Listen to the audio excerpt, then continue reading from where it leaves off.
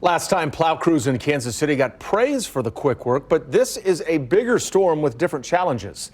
KCTV5's Betsy Webster has been following the cleanup in KCMO. She continues our team coverage with a live report. Betsy, how are things looking outside tonight?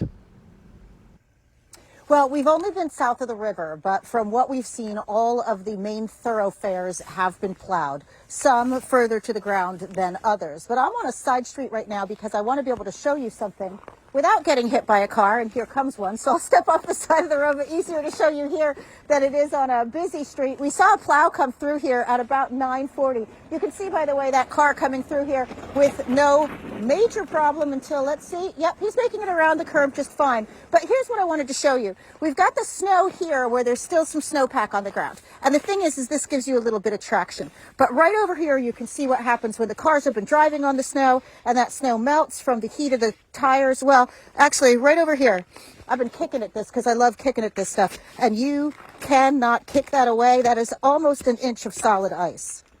The trouble started for some before they even got rolling. Oh my God, it's a pain trying to get up out of here. A stranger with a shovel made a decent dent in Darren Terrell's plowed-in parallel parking problem, but his tires were still spinning until a push sent him on his way towards 85th and Troost. I appreciated him coming out with the shovel because I don't think I could have got out without his helping hand. It's rough out here. I tell people if you ain't got to be out there, don't go. Even on broad boulevards that had been plowed, tires did some spinning getting started from a complete stop. Have you been driving around all day or just? All day. I've been driving employees back and forth from home too. Roads are pretty bad, but if you have a car with snow tires and four-wheel drive, you're just fine. If you don't, maybe you hoof it like Mark and LaDonna Redant, who gave a thumbs up to city crews just on a visual. It has not been bad this year. There's been traffic all day. Doesn't seem like there's been anybody having any troubles.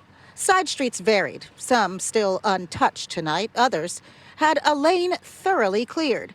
City leaders made it clear, with this much snow, it'll take a while. I think we've seen improvements this year, but this storm, of course, is a real challenge. We're typically set up for about a 3-inch snow. It's typically what happens here in Kansas City.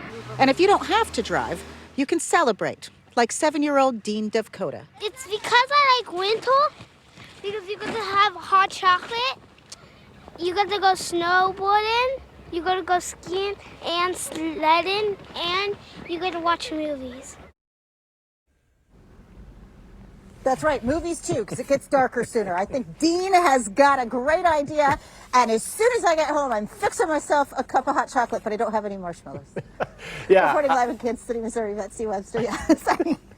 Hot chocolate, sledding, and movies. That's the perfect way to beat a winter storm. Thanks, Betsy.